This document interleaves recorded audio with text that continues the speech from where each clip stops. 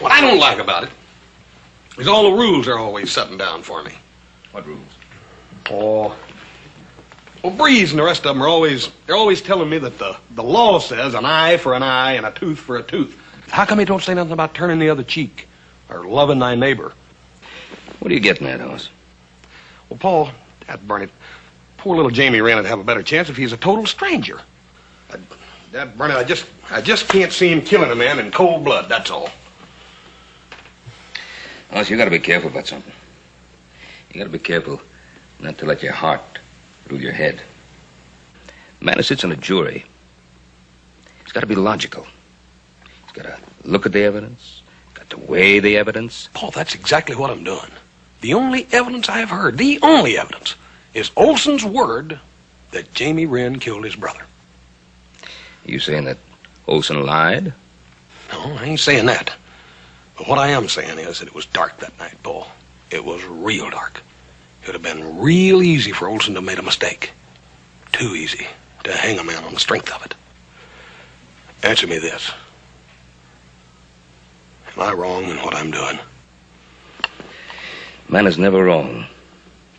Doing what he thinks is right. You better get saddled up. You're gonna be late for jury duty. Just soon grass my bear.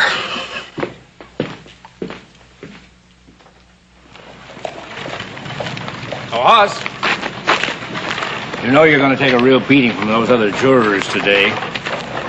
No chance of you changing your mind, I suppose. Mr. Williams, I can't understand. Everybody expects me to change my mind. Has it ever occurred to any of them that they might change theirs?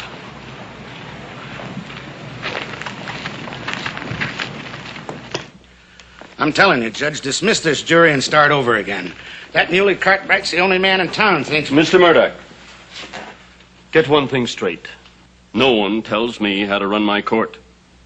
You'll go into that jury room and you'll return with a unanimous verdict, whether it takes today, tomorrow, or the rest of the month. Do I make myself clear? Well, now, let me make myself clear, Judge. I got a ranch to run. I can't waste all this time. You call it a waste of time deciding whether a young man should die? No, I don't mean that, Judge. What I mean is the rest of us jurors has decided like we were supposed to. That fool Cartwright's holding us up.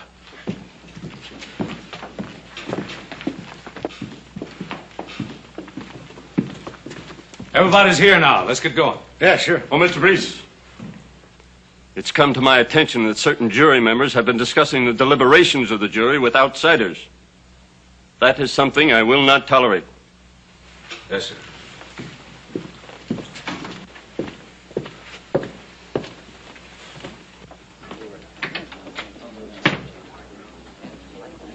Well, now, Hoss, how about it? Changed your mind yet? Oh, surely you want to get this thing over with. Getting this thing over with is not exactly my notion of our purpose in being here, Mr. Breeze. Now, we all know why we're here. To find Jamie Wren guilty. Yeah, but don't you see, I still think he's innocent. Now, Hoss, we can't stay here day after day. Why don't you get off your high horse and swing over to our side?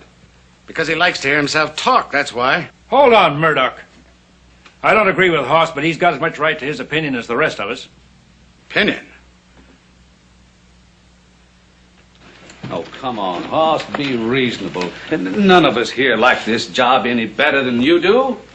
The law says we got to do it. You think I want to see that young man hang? Well, I don't.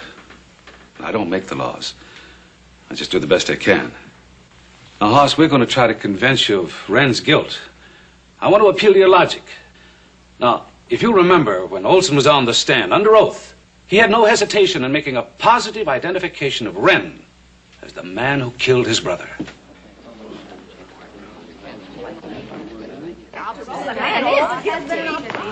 course. Judge Crane, has the jury come to a verdict?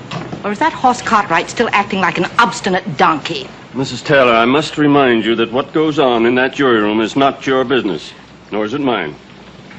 To answer your question, the jury is still in session. Good morning, ma'am. Ladies?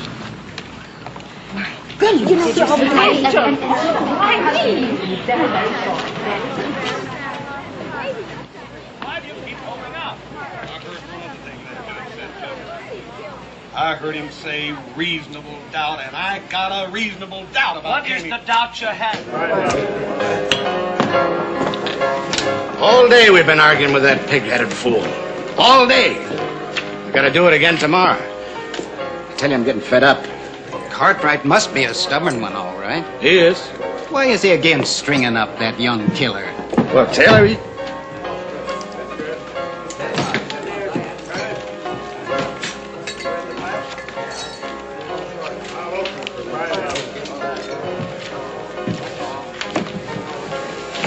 Cal, man, whiskey.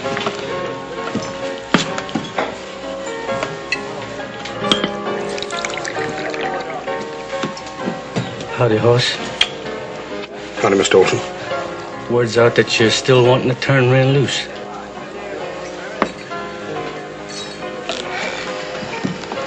Sorry, Mr. Olson. Yeah, I'm sorry too, horse. I'm sorry about that young Wren boy. I hate to see a man die. But he did kill my brother, and the law says he... Mr. Olson. Please, Mr. Olson. I'm sorry. You know, Mr. Olson, us jurors ain't allowed to talk. It seems like some of us don't want to talk. But you can, Mr. Olson. You can. Now, come on, Mr. Olson. Tell us again, just like you did in court, how Jamie Wren killed your brother. I don't see how it could do any good, Mr. Murdoch. But I wasn't there, Mr. Olson. I didn't hear it. Go ahead and tell us. Well, there ain't not much to tell. It's just that my brother and I woke up that night in our cabin and we saw Jamie Wren stealing our money box from the fireplace where we hid it. We jumped him, but he had a gun. He shot my brother and run off with the money box. Every cent we had in the world. Yes, sir, that's just how he told in court, under oath. But it appears some of us weren't listening real good. Mr. Murdoch, Jamie Wren has already had a fair trial. We're not going to hold a kangaroo court in here. You got a guilty conscience or something, Haas? I ain't holding no court. Just refreshing my memory on what happened. Cal. This bill. It's got my mark on it.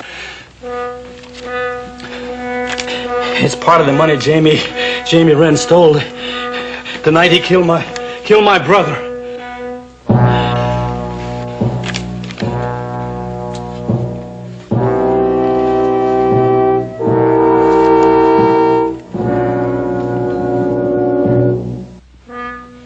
Mr. Olson, you say all your money was marked like this? Yes, sir, Sheriff, it was. And Jamie Wren stole every cent of it, right? That just about decides it, don't it, Judge? You got no choice but to call a mistrial. There's no need to declare a mistrial. The jury will reconvene in the morning. I'll hear no more talk on the subject. Hoss, you're just going to have to figure out where you might have picked up that money. Dad, burn it, Roy. I've been trying. Backtracked myself. I paid a bill over at the livery stable, and I bought some stuff from Jake and a couple other things. I don't know. I must have got it back in change or something. I don't know. You had another thought, Mr. Olson? Well, it was real late that night when I saw Wren rob us and shoot my brother. I run over to the sheriff and got him out of bed, and he grabbed Wren before morning. But then Jamie couldn't have spent any of that money. It had to be a bribe.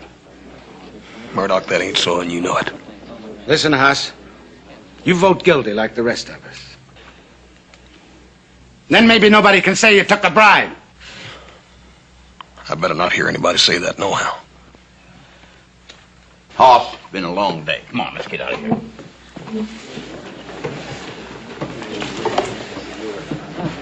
Good night, boys.